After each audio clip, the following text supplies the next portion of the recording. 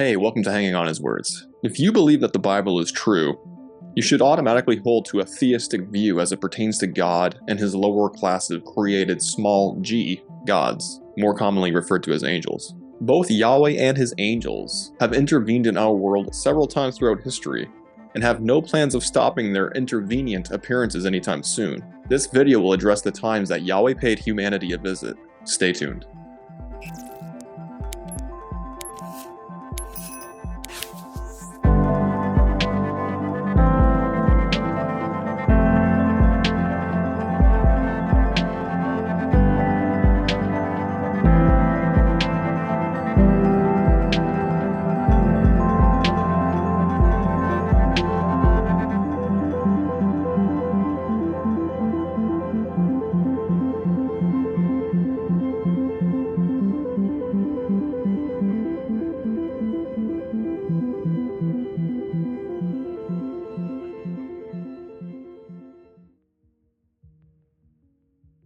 According to the timeline of events that Moses recorded in the Book of Jubilees, Yahweh removed Adam from the land out of which he was created and placed him into a garden within an entirely separate geographical area called Eden, 40 days after Yahweh created Adam on the 6th day.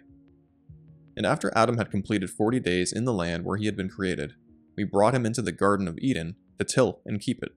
But his wife they brought in on the 80th day, and after this she entered into the Garden of Eden. In case you, the viewer, aren't familiar with the Book of Jubilees, the vast majority of the book is dictated from the mouth of one of Yahweh's angels, which then makes its way to the writing tool of Moses while he was at the top of Mount Sinai, shortly after Israel's exodus out of Egypt. It's kind of like how John's book of Revelation is written. In the first chapter of Revelation, we are told that Yahweh provided Yeshua with a message, and Yeshua in turn carried that message to one of the angels that he is in command of, after which his angel then delivered their message to John while he was exiled on the Isle of Patmos. John then wrote down this message so that he could send it to the congregations that would initially receive the words that were handed to him.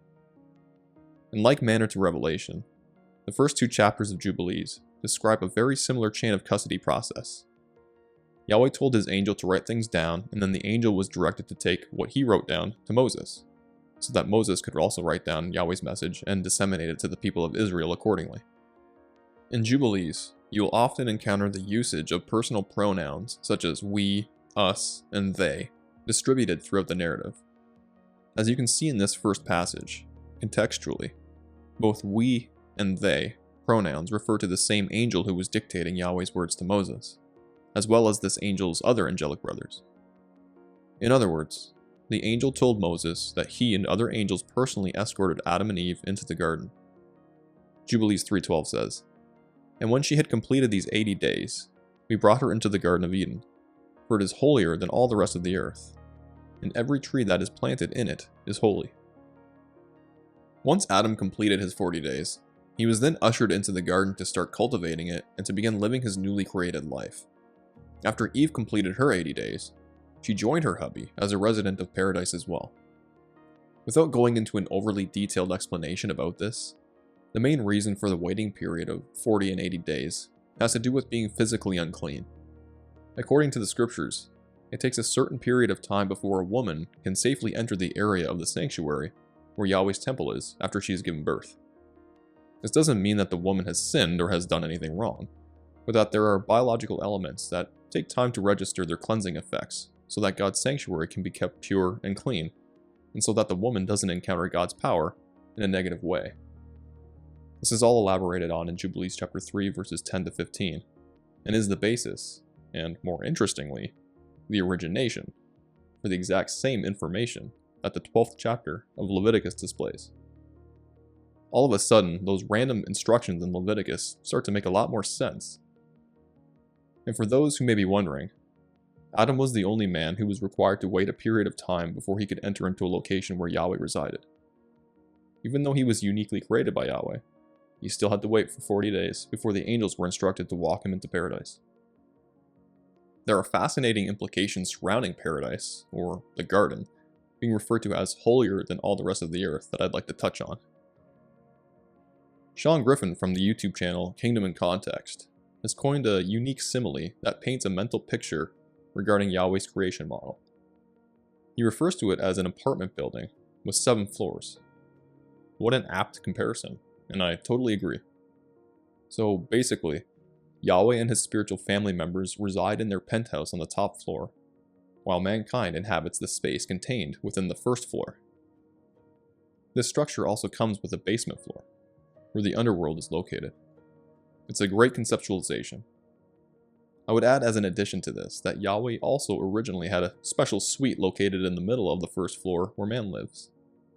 This suite is Yahweh's paradise. And of all the places on the first floor to live, paradise was the place to be. It was set apart from everything else on earth. Every tree that was planted in it is more special than all the other trees that existed outside of it. The trees of life are there, and so is the tree of the knowledge of good and evil. This is a place where no rebels or dissidents are allowed to live. It's a pure and perfect environment where righteousness dwells and justice prevails. I would submit that what made this place truly exceptional was that Yahweh Almighty dwelt there from time to time too, the Creator living amidst His creation.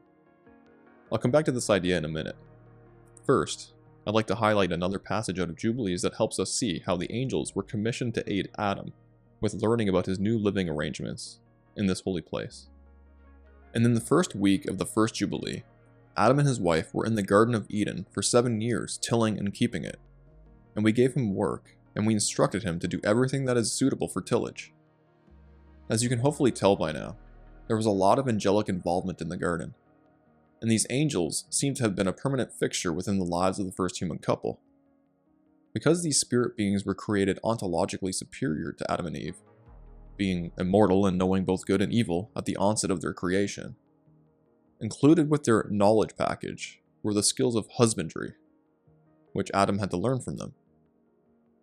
If the last passage hadn't already given it away, have you ever wondered how long Adam and Eve were living it up inside of God's garden before the talking serpent approached Eve? Jubilees 3:17 says, "And after the completion of the 7 years, which he had completed there, 7 years exactly, and in the 2nd month, on the 17th day of the month, the serpent came and approached the woman. And the serpent said to the woman, 'Has God commanded you, saying, you shall not eat of every tree of the garden?' You heard it right. They were in the garden for 7 years before they sinned against our Creator. Allow that detail to give you hope for your own walk. You have the free will to navigate this life without constantly sinning against God. It's very possible. It was on this specific day on the creation solar calendar that the serpent approached Eve and was the first human to sin against the command of God. Keep an eye out for this future video, which will break down this intense exchange between Eve and the serpent and how Satan ties into it all. After years of studying different topics such as agency, angelology, the first resurrection, and the ontological nature of spirit-born beings versus the limited and inferior ontology of earth-born beings, I've come to understand why Yahweh Almighty has had legitimate concerns about his interactions with human beings. Because he is so extremely powerful, he has opted to communicate to mankind through his angelic servants, as well as the Holy Spirit through his human prophets. That said, I do believe that Yahweh was physically present in the garden. He just kept his distance out of necessity and physical concern for Adam and Eve. Those specific texts that would outright assert Yahweh's absolute presence in the garden are admittedly scarce. There is the following text out of the book of Genesis that I think is worth considering. Genesis 3 verses 8 to 10 says, "Then they heard the sound of Yahweh God walking in the garden in the cool of the day. And the man and his wife hid themselves from the presence of Yahweh God in the midst of the trees of the garden. Yahweh God called out to the man and said to him, 'Where are you?' And he said, 'I heard the sound of you in the garden, and I was afraid because I was naked, so I hid.'" At first glance, it certainly does read as though Yahweh himself was walking around in the garden looking for Adam and Eve, right? And the text does state that they hid themselves from Yahweh's presence. While I don't personally lean in the following direction of understanding, it's quite possible that what was transpiring here was an example of angelic agency, Yahweh communicating to Adam and Eve via an angel. It's very common for the writers of scripture to record in a way that makes it sound as though Yahweh was literally standing right next to a prophet and talking to them, when the text indicates that it was actually an angel or angels that he had sent with a message just prior. One of the many reasons why I love the Book of Jubilees is because it tends to elaborate on certain texts paralleled in Genesis, and also provides much needed specifics pertaining to things that you just don't get in the Protestant 66-volume Bible. One of those things is that there are spiritual entities referred to as angels of the presence. These angels are located within Yahweh's tightly knit entourage at the apex of his creation model. The presence of Yahweh God, as stated in Genesis 3:8, could be referring to one of these angels of the presence through the medium of agency. What I believe the text is absolutely not hinting at, however, is a pre-incarnate Christological manifestation of Jesus. For those of you who have been longtime subscribers to this channel, you already know that I don't adhere to any form of Trinitarianism, modalism, Hebrew roots oneness, or the like. We keep it simple here. All that said, my position is that it was the Most High himself, walking in the garden on the day that he confronted Adam and Eve. This was a monumentally devastating event, one that I believe required Yahweh to advance himself within a safe proximity of his earthborn children, almost as a show of seriousness regarding the introduction of their sin into the world. Even in his anger, Yahweh kept his distance so as not to harm them with his power. He is a loving God. Notice that the text says that Adam and Eve heard the sound of Yahweh walking in the garden. That's because Yahweh has real physical feet that produce the sound of footsteps. He can walk. Praise Jesus. Contrary to popular mainstream Christian opinion, he isn't invisible, like the Invisible Man. He has a body, and an almighty one at that. Therein lies one of the problems, though. His body? It's too mighty. At least for a current earthborn human to fully engage with. Angels don't have that problem because of their immortal bodies, which were crafted from fire and spirit on day one of creation. The idea of Yahweh walking around in the garden, which was in the land of Eden, a land that is located in the navel of the earth, doesn't qualify as a visitation as per the direction of this video. There are 3 separate visitations that I will be touching on after this segment is complete. Just to reiterate, I believe that Yahweh had available access to both his abode above, as well as his sanctuary within the garden on the earth below. After Yahweh personally confronted Adam and Eve, then Yahweh God made garments of skin for Adam and his wife, and he clothed them. Then Yahweh God said, "Behold, the man has become like one of us, to know good and evil. And now, lest he send forth his hand and take also from the tree of life, and eat and live forever." Therefore Yahweh God sent him out of the Garden of Eden, to cultivate the ground from which he was taken. So he drove the man out, and at the east of the Garden of Eden, he stationed the cherubim and the flaming sword which turned every direction to guard the way to the tree of life.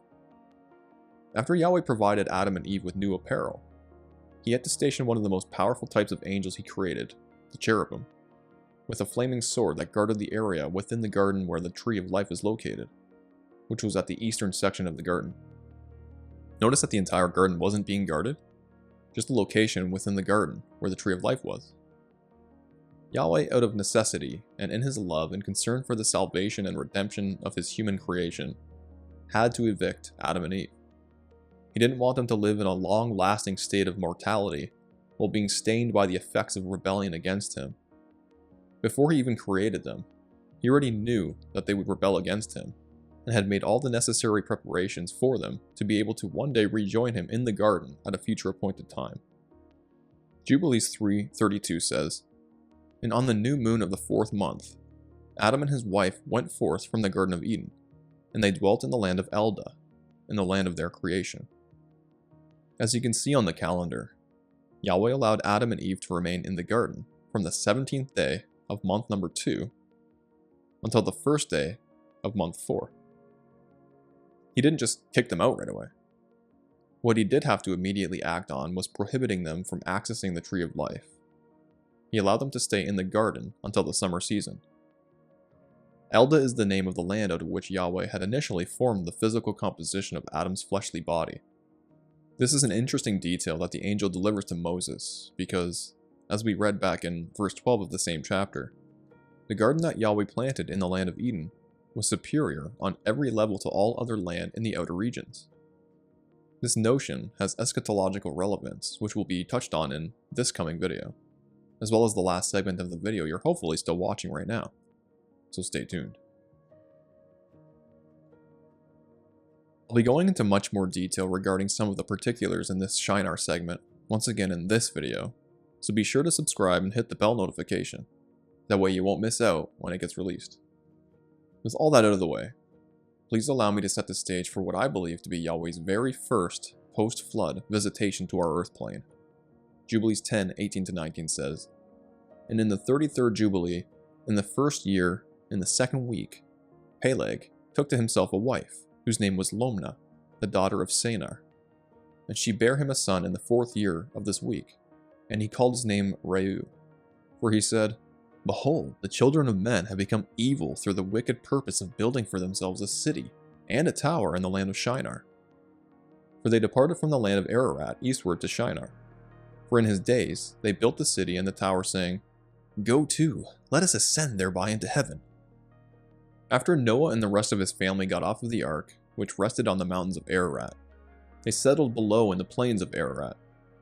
After some time, all the descendants of Noah thought it was wise to congeal themselves as one people with one purpose in the land of Shinar. The idea of building a city and a tower itself wasn't what made these plains evil, as Noah's descendants had built cities in the plains before deciding to migrate eastward to Shinar as a collective entity. For one, it was their unified intentions of not spreading out across the earth as was commanded by Yahweh from the very beginning of creation. Genesis 1:28 says, God blessed them, and God said to them, Be fruitful and multiply, and fill the earth, and subdue it, and have dominion over the fish of the sea, and over the birds of the sky, and over every living thing that creeps on the earth. That men would fill the entire earth and subdue it was Yahweh's initial design and will for mankind. The second reason that qualified this event as being so evil was that they were attempting to build something so massive that they had hoped to use it to ascend into heaven to achieve a devious purpose. Let's find out a little bit more about this purpose as recorded in Genesis 11. Now the whole earth had the same language and the same words. And it happened as they journeyed eastward, that they found a plain in the land of Shinar and settled there. Then they said to one another, Come, let us make bricks and burn them thoroughly. And they had brick for stone, and they had tar for mortar. And they said, Come, let us build for ourselves a city, and a tower whose top will reach into heaven. And let us make for ourselves a name, lest we be scattered over the face of the whole earth. It was in the hearts of these men to make a name for themselves, and not just a name in the sense of a moniker, but in the sense of an established authority. They wanted to be their own authority on the earth, and desired to live without the Creator's involvement in their lives. This was the very first One World Order agenda.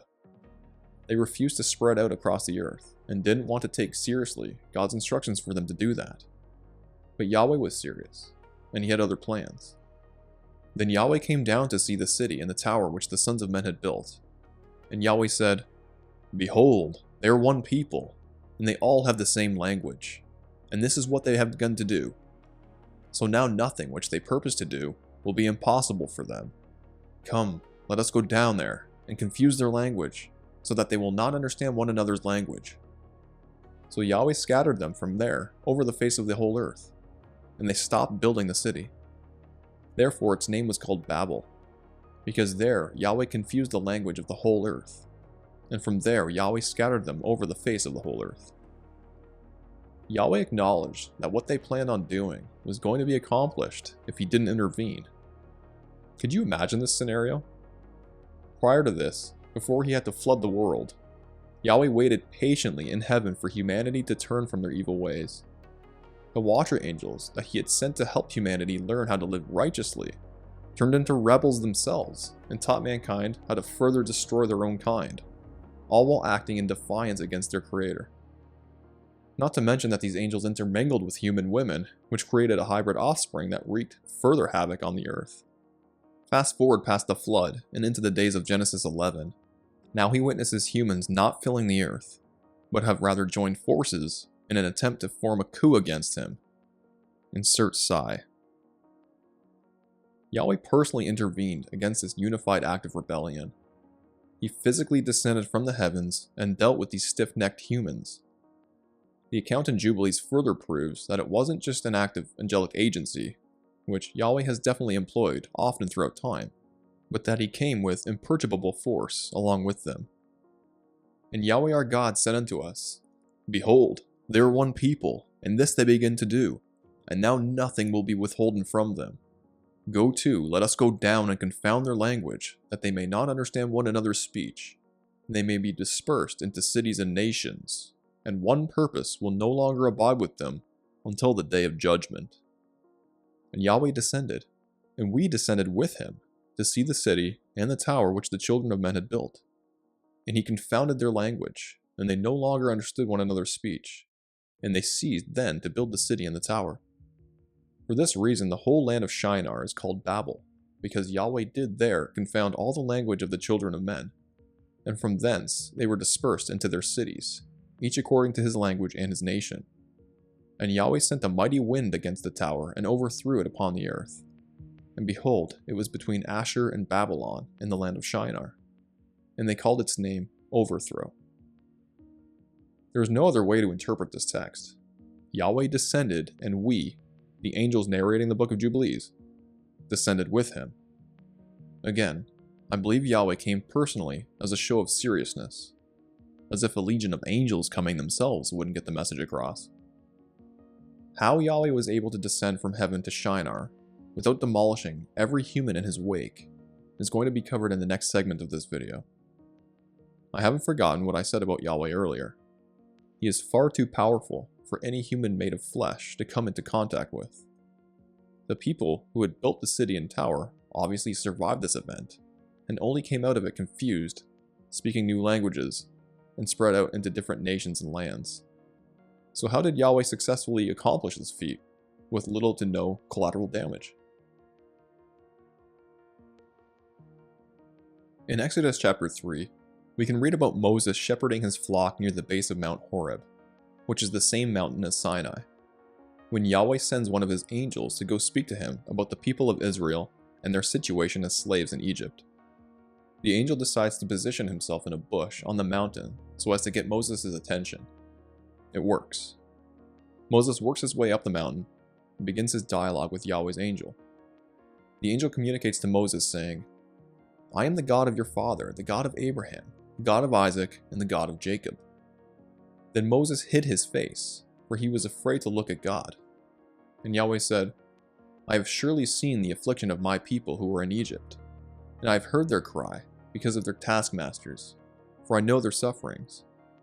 So I have come down to deliver them from the hand of the Egyptians, and to bring them up from the land to a good and spacious land, to a land flowing with milk and honey, to the place of the Canaanite, and the Hittite, and the Amorite, and the Perizzite, and the Hivite, and the Jebusite. The context of this interaction between Moses and Yahweh infers that Moses is actually communicating with an angel, not the literal physical form of Yahweh. Yes, the text does read as though it was Yahweh there.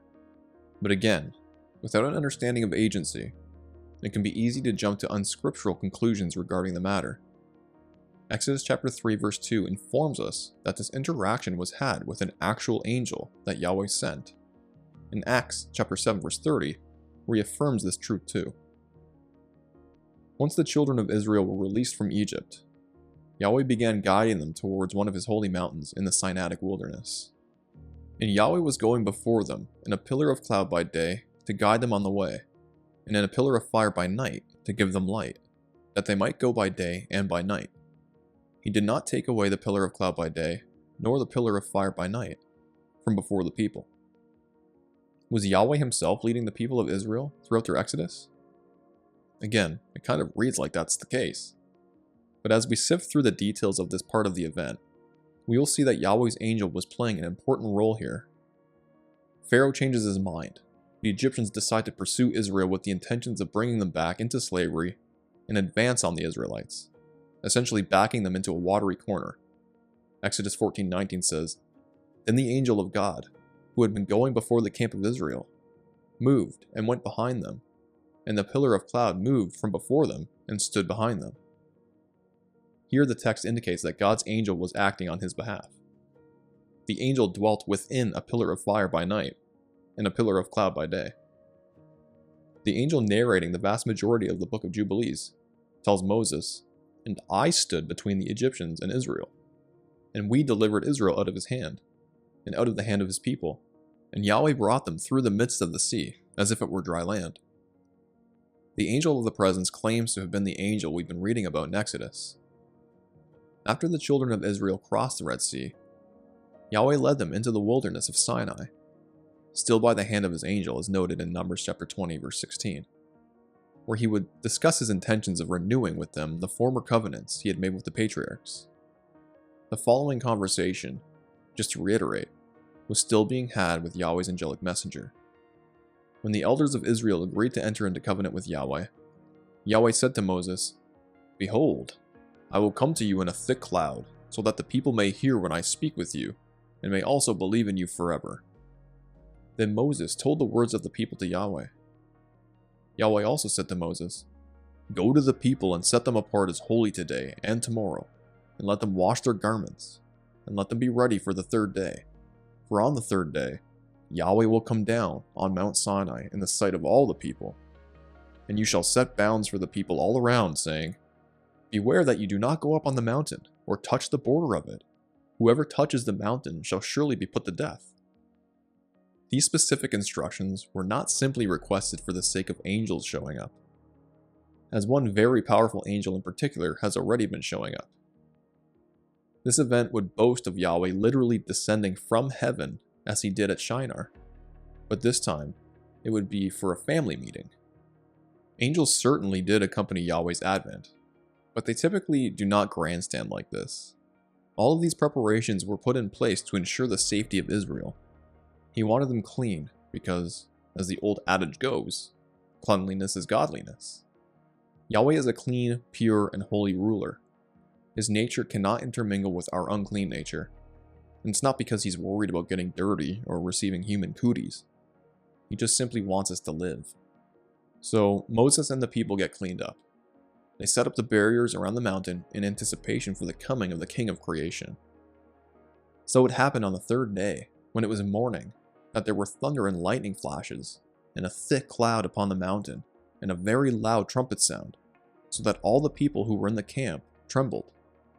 And Moses brought the people out of the camp to meet God, and they stood at the foot of the mountain.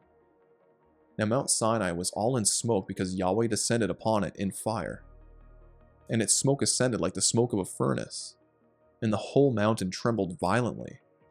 And the sound of the trumpet grew louder and louder. Then Moses spoke, and God answered him with thunder. And Yahweh came down on Mount Sinai, to the top of the mountain, and Yahweh called Moses to the top of the mountain, and Moses went up. Then Yahweh spoke to Moses, "Go down, warn the people, lest they break through to Yahweh to see, and many of them perish. Also let the priests who come near to Yahweh set themselves apart as holy, lest Yahweh break out against them." And Moses said to Yahweh, "The people cannot come up to Mount Sinai, for you warned us, saying, 'Set bounds about the mountain, and set it apart as holy.'"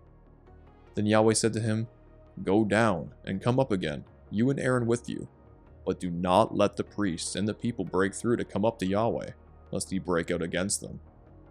So Moses went down to the people, and told them. Just like the angel of the presence, who led them to this moment, Yahweh also finds it necessary to hide in fire and cloud cover. There was thunder and lightning, thick clouds of darkness upon the mountain from the fire that enveloped Yahweh as he made his way to the earth. The blast of a trumpet that increases in volume as he made his wondrous entry into our earth plane reality. The whole mountain trembled violently from the earthquaking. He did it. He came, just as he said he would. He stepped off of his royal throne above to show his love for his covenant people. He didn't need to come in person. He could have just sent his angels. And did you pick up on his concern for his people? How many times did he tell Moses to warn the people to respect the boundaries he established out of fear that they would desire to disregard those boundaries if it meant that they could just get a glimpse of his glory? His concern for his people is absolutely evident. This next passage in 2nd Esdras gives us a little more detail about the particulars of Yahweh's descent from heaven. And when you did lead Jacob's descendants out of Egypt, you did bring them to Mount Sinai. You did bend down the heavens and shake the earth, and move the world, and make the depths to tremble, and trouble the times. And your glory passed through the 4 gates of fire, and earthquake, and wind and ice, to give the law to the descendants of Jacob, and your commandment to the posterity of Israel.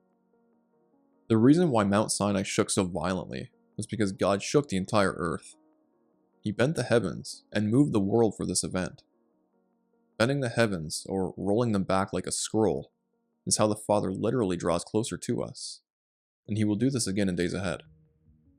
Yahweh traveled through 4 different gates in the firmaments just to bring the entirety of His law to us. In Exodus chapter 20, Yahweh begins to speak to Israel with His own mouth, and they literally hear His voice. His voice sounds like thunder to them. Yahweh begins to orate the law and only gets to the 10th commandment when the people of Israel decided that their mortal eardrums could not withstand such a powerful sound.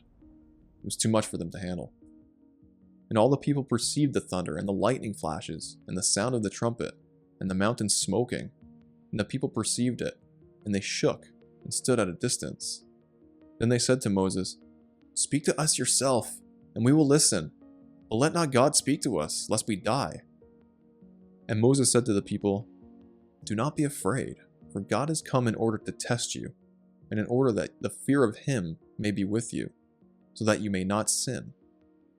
So the people stood at a distance, but Moses came near the dense gloom where God was. Then Yahweh said to Moses, "Thus you shall say to the sons of Israel, you yourselves have seen that I have spoken to you from heaven." Yahweh stops speaking. Moses approaches his cloud of smoky darkness, and Yahweh says to Moses, "You tell the people. I'll communicate the rest of the instructions of my law to you, and you go ahead and deliver it to them. But remind them that it was I who came down from heaven and personally spoke to them initially." From Exodus chapter 20, starting at verse 23, until the end of chapter 23, Yahweh continues to provide Moses with many, but not all, of the instructions of his law. In chapter 24, Yahweh tells Moses to deliver these instructions, which are the terms of the covenant, to the people. He does so, and they agree to do them. Then Yahweh tells Moses to gather his brother's sons, and the elders of Israel to come back up to him on the mountain.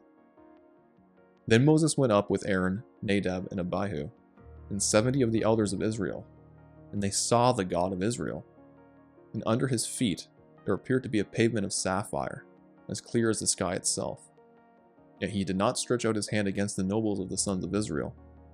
And they beheld God, and they ate and drank. Wait a minute. Moses, Aaron, Nadab, Abihu, and 70 of the elders of Israel saw Yahweh? And they lived? It's examples like this where I find myself referring to the Greek Septuagint, because the Masoretic text seems to be contradictory. The Septuagint says, "And Moses went up, and Aaron, and Nadab, and Abihu, and 70 of the elders of Israel. And they saw the place where the God of Israel stood. And under his feet was as it were a work of sapphire slabs, and as it were the appearance of the firmament of heaven in its purity. And of the chosen ones of Israel there was not even one missing, and they appeared in the place of God, and did eat and drink." That reads quite a bit differently, doesn't it? They saw the place where Yahweh stood, not that they literally saw God, as the Masoretic text would have us believing. The chosen ones, who were Moses and everyone else up there with him, appeared in the place where God stood. They had a meal right at the feet of our Creator. But it doesn't say that they saw Yahweh himself. He cloaks himself well so that no one dies, remember? However, did you notice that they actually did get a little glimpse of Yahweh? They saw his feet. And under his feet there appeared to be slabs of sapphire for him to walk on, as he moves through his creation. It's pretty wild to think about. After this meal, Yahweh asks Moses to ascend even higher into the mountain to meet him there, and to tell all the other elders to remain down below. After a period of 7 days, Yahweh speaks to Moses from the midst of the cloud that was on the mountain, and gives him more instructions pertaining to matters related to the construction of the tabernacle and its implements, as well as priestly instructions and the Sabbath. Moses was up there for 40 days, and it was during this period of time that the Book of Jubilees was also recorded. By the end of Exodus 31, Yahweh gives Moses the 2 tablets of the testimony. It's at this point in the events, at Mount Sinai, where Israel sinned a grave sin with the golden calf. After this incident is dealt with, Yahweh tells Moses to lead the people into the land that was known during those days as the land of Canaan. He then says, "And I will send an angel before you, and I will drive out the Canaanite, the Amorite, the Hittite, the Perizzite, the Hivite, and the Jebusite. Go up to a land flowing with milk and honey, for I will not go up in your midst, because you are a stiff-necked people, lest I consume you on the way." Yahweh was originally planning on personally accompanying Israel into the land of Canaan, had they not committed idolatry at the base of the mountain where they were supposed to be stepping into covenant with him. Instead, Yahweh would provide them with yet another angelic guide to lead in his stead, and that angel would act in Yahweh's full authority. Now, a mighty angel is great and all, but Moses wanted Yahweh's guarantee that he would provide protection as they enter into the land of Canaan to begin their conquest. Yahweh provides him with that assurance. During this back and forth exchange between Yahweh and Moses, then Moses said, "I pray you, show me your glory." And he said, "I myself will make all my goodness pass before you, and I will proclaim the name of Yahweh before you. And I will be gracious to whom I will be gracious, and I will show compassion on whom I will show compassion." But he said, "You cannot see my face, for no man can see me and live." Then Yahweh said, "Behold, there is a place by me, and you shall stand there on the rock, and it will come about while my glory is passing by, that I will put you in the cleft of the rock, and cover you with my hand, until I have passed by.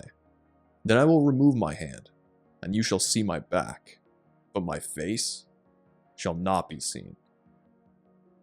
I wonder how long Moses was holding that request in for. "Father, show me what you look like. Pretty please." I want to point out a very important detail here for clarity purposes. When Yahweh asserted that no man can see him and live, seeing him meant seeing his face. No one can see his face. It's a part of his body that men clearly cannot handle seeing with mortal eyes. However, as the text plainly indicates, it's possible for a man, as in Moses' case, to see the dorsal side of Yahweh's body. And as we already established earlier, his feet too. The way that Yahweh was figuring out the logistics for how to make this encounter work so that Moses didn't turn into a crispy critter is actually pretty wild. Just how big is Yahweh? When you close your eyes and picture him with the shape of a man's body, how large is he in stature?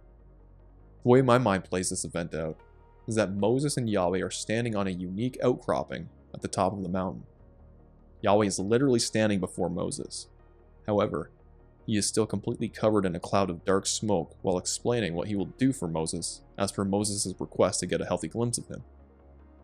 Right beside Yahweh is a rock where Moses can stand, and while Yahweh starts to walk near to where Moses is standing, and with his huge hand outstretched through the cloud, Yahweh places Moses into a human-sized split that is in the rock that he is standing on, and eliminates the cloud cover temporarily, all while simultaneously covering Moses with the same hand as he is passing him by. As soon as he has passed by Moses, he removes his hand from covering him, and Moses catches a peek of the back portion of Yahweh's massive body, and then drapes himself with cloud cover once again. Prior verses in chapter 33 were about how Yahweh planned on accomplishing this meeting with Moses. In Exodus 34, which was the next day, Yahweh makes this all come to fruition. Then Yahweh came down in a cloud and stood there with him, and he called out his own name, Yahweh. Yahweh passed in front of Moses, calling out, "Yahweh, Yahweh, the God of compassion and mercy. I am slow to anger and filled with unfailing love and faithfulness." Moses wasn't catching a glimpse of an angel, and this wasn't a special surprise featuring a pre-incarnate manifestation of Jesus. It was the Almighty God himself coming down, cloaked within a cloud. We'll start to see the text say this more and more about how Yahweh appears to Moses and the people within cloud cover. Just to be crystal clear, there were angels on the mountain with Yahweh as well, and they did participate in the communication process as Jubilees clearly indicates. but I want to place emphasis on the fact that Yahweh truly did show up in this segment of Israel's history. So, Yahweh cuts a covenant with Israel and hands Moses the second set of tablets. Continuing in Exodus chapter 34. Now it happened when Moses was coming down from Mount Sinai, and the 2 tablets of the testimony were in Moses' hand as he was coming down from the mountain, that Moses did not know that the skin of his face shone because of his speaking with him. Then Aaron and all the sons of Israel saw Moses, and behold, the skin of his face shone, and they were afraid to come near him. Then Moses called to them, and Aaron and all the rulers in the congregation returned to him, and Moses spoke to them. And afterward all the sons of Israel came near, and he commanded them everything that Yahweh had spoken to him on Mount Sinai. Then Moses finished speaking with them, and put a veil over his face. But whenever Moses went in before Yahweh to speak with him, he would take off the veil until he came out, and then he would come out and speak to the sons of Israel what he had been commanded. And the sons of Israel would see the face of Moses, that the skin of Moses' face shone. So Moses would return the veil over his face until he went back in to speak with him. Because Moses was in the presence of the Almighty for periods of up to 40 days at a time, the mortal flesh of his face began to absorb the spiritual light that the Father radiates from his own spiritual body. It was quite the enlightening experience for him.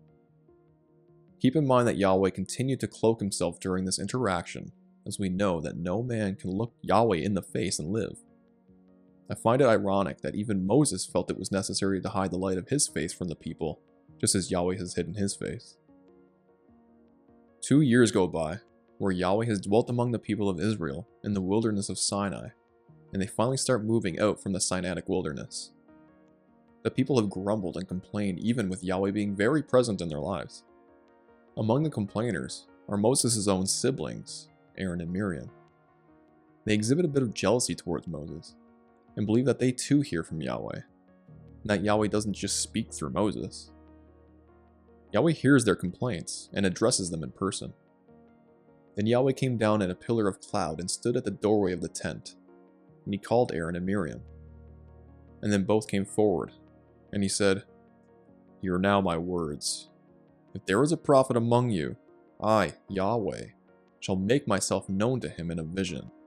I shall speak with him in a dream. Not so with my servant Moses.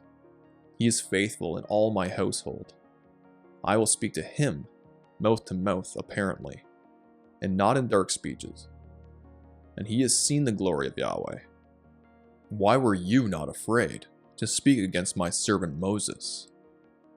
Yahweh said he spoke to Moses mouth to mouth, and that Moses had the privilege of seeing the glory of Yahweh, hearkening back to the time on the mountain 2 years earlier when Moses saw Yahweh's backside. The next few passages out of Exodus 33 have me strongly believing that it truly was Yahweh manifesting before the tent of meeting, as he had just done in the previous passage. Now Moses used to take the tent and pitch it outside the camp, a good distance from the camp, and he called it the tent of meeting. And everyone who sought Yahweh would go to the tent of meeting which was outside the camp. And it happened whenever Moses went out to the tent, that all the people would arise and stand, each at the entrance of his own tent, and gaze after Moses until he entered the tent. And it happened whenever Moses entered the tent, that the pillar of cloud would descend and stand at the entrance of the tent, and Yahweh would speak with Moses. And all the people would see the pillar of cloud standing at the entrance of the tent, and all the people would arise and worship, each at the entrance of his tent. Thus Yahweh used to speak to Moses face to face, just as a man speaks to his friend. I find this wording to be rather interesting. Yahweh used to speak to Moses face to face is a statement that I believe lends credibility to my argument. It reads as though Yahweh used to do that and then stopped doing it at some point. As I mentioned earlier, Yahweh said that he was willing to take Israel across the Jordan himself, but because of Israel's stiff-neckedness and rebellion towards him, he felt that it was best to send his angel instead, because he was ready to annihilate Israel a couple different times had Moses not stepped in and interceded on their behalf. For Israel's own safety, their lives depended on Yahweh sending his angel in his place. So it's not that Yahweh couldn't lead them because he was too powerful. It's that he couldn't handle being around their waywardness and stubbornness. In the general scope of humanity's timeline, Yahweh is extremely patient and long-suffering with us, but he also clearly has limits too. I also want to touch on the uniqueness of the claim that Yahweh spoke to Moses face to face as a man speaks to his friend. Now, obviously, the expression face to face cannot be taken literally, because as we should already know, no mortal face can speak directly to Yahweh's immortal face and survive that dialogue. I believe that Moses talked with God as close as he could get to him, while God dwelt in his cloud cover. Again, as we advance in this story, we continue to find the people of Israel displaying disobedience. Numbers 14:11-14 says, Yahweh said to Moses, "How long will this people spurn me? And how long will they not believe in me, despite all the signs which I have done in their midst? I will strike them with pestilence and dispossess them, and I will make you into a nation greater and mightier than they." But Moses said to Yahweh, "Then the Egyptians will hear of it, for by your power you brought up this people from their midst, and they will tell it to the inhabitants of this land. They have heard that you, O Yahweh, are in the midst of this people, for you, O Yahweh, are seen eye to eye, while your cloud stands over them, and you go before them in a pillar of cloud by day, and in a pillar of fire by night." It's at this juncture where I'm admittedly unsure of how to interpret Yahweh's personal involvement aside from angelic agency. In this dialogue, Moses is asserting that Yahweh is seen eye to eye. Again, not literally, due to death reasons, and that his cloud stands over them. But he also says that Yahweh goes before them in a pillar of cloud by day and a pillar of fire by night. We know that Yahweh instructed an angel to hide out in said pillars when they were leaving Egypt and crossing the Red Sea. So it could be either the angel and Yahweh both being present during this period of Hebrew history, or it could just be the angel that Yahweh had already stated would take over as Israel's guide. I'm not sure. Either way, Yahweh led the people before crossing over the Jordan, whether by angelic proxy or by his own personal guidance. When we transition into the book of Deuteronomy, Moses takes the necessary time to remind God's people about how Yahweh literally showed up to them and spoke with them. I like to go over those passages because they provide some very unique insight that we don't get in the other prior Mosaic books. "Remember the day you stood before Yahweh your God at Horeb, when Yahweh said to me, 'Assemble the people to me, that I may cause them to hear my words, so that they may learn to fear me all the days they live on the earth, and that they may teach their children.' And you came near and stood at the foot of the mountain, and the mountain burned with fire to the very heart of the heavens, darkness, cloud, and dense gloom. Then Yahweh spoke to you from the midst of the fire. You heard the sound of words, but you saw no form, only a voice." Many years after the event of Yahweh showing up with his angels on Sinai and giving Israel the instructions of his law, as well as the entire history of all the Jubilee years, from the first day of creation to the day of judgment, Moses is driving home the relevance of this monumental event in their history. He recalls how Yahweh came to them and appeared to them in a way that they could see him with their eyes without actually seeing him. They heard the very voice of the Creator speaking to them, and this was no angel. This was Yahweh speaking to them. Deuteronomy 4:15-16 says, "So keep your souls very carefully, since you did not see any form on the day Yahweh spoke to you at Horeb from the midst of the fire, lest you act corruptly and make a graven image for yourselves in the form of any figure, the likeness of male or female." Yahweh knew what was in the hearts of the children of Israel. He had just rescued them from the bondage of Egypt, but even that wouldn't eradicate the sinful elements of idolatry that lingered in their inward parts. He was aware of the fact that they would fashion idols of metal, wood, and stone, and erect them as gods to be worshipped in their future.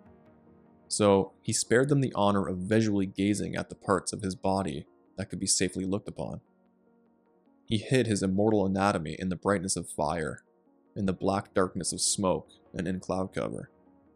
He could have given them a similar experience to what Moses was blessed with, but he also knew how Moses' heart aligned with his, whereas the people of Israel would try to make idols from the image they might have witnessed. Moses takes Israel back to the time that they had the unmitigated privilege of hearing from the one who holds all things together and how they lived from that experience. Has any people heard the voice of God speaking from the midst of the fire, as you have heard it, and lived? Moses continues saying, "Out of the heavens he caused you to hear his voice to discipline you. And on earth he caused you to see his great fire. And you heard his words from the midst of the fire." This next passage shows us how to understand the face-to-face expression. Yahweh spoke to you face-to-face at the mountain from the midst of the fire. I was standing between Yahweh and you at the time, to declare to you the word of Yahweh, for you were afraid because of the fire, and did not go up the mountain. Face-to-face means from within his column of fire and smoke and cloud. Moses reiterates how he acted as Israel's mediator between them and Yahweh, kind of like how Yeshua is our mediator now. Moses goes on to describe what they had seen and how Yahweh spoke the 10 Commandments out and gave them to Moses on 2 tablets. Yahweh spoke these words to all the assembly of you in the mountain and in the midst of the fire. There was darkness, blackness, storm, a loud voice, and he added no more. And he wrote them on 2 tablets of stone, and he gave them to me. Moses recounts how Israel responded to him that day, saying, "And you said, Behold, Yahweh our God has shown us his glory and his greatness, and we have heard his voice from the midst of the fire. We have seen today that God speaks with man, yet he lives. So now then, why should we die? For this great fire will consume us. If we hear the voice of Yahweh our God any longer, then we will die. For who is there of all flesh who has heard the voice of the living God speaking from the midst of the fire, as we have, and lived?" So the moral of this theological story is that man can actually see and hear the literal God of all creation and live, but there are limitations to how that physically and practically plays out. Now at this point in the presentation, you may be attempting to communicate to me through your screen saying, "Ken, but there really are scriptures that clearly indicate that no man can or has seen God at any time, except the Son of God who came from the bosom of the Father." And you're technically right. I get that. Let's read some of those passages over real quick. The Apostle John claimed that, "No one has beheld God at any time. If we love one another, God abides in us, and his love is perfected in us." Similarly, the first chapter of John's Gospel says, "No one has seen God at any time. The only begotten Son, who is in the bosom of the Father, he has declared him." 4 chapters later in John's Gospel, John records Jesus saying, "And the Father himself who sent me has testified of me. You have neither heard his voice at any time, nor seen his form." The claim that John made was a blanket statement for all of mankind, from the past into John's 1st century present and well into mankind's future. I want to remind you that Yahweh himself defined what the concept of seeing him really meant. It was literally viewing his face. Moses literally saw his back, and the elders literally saw his feet.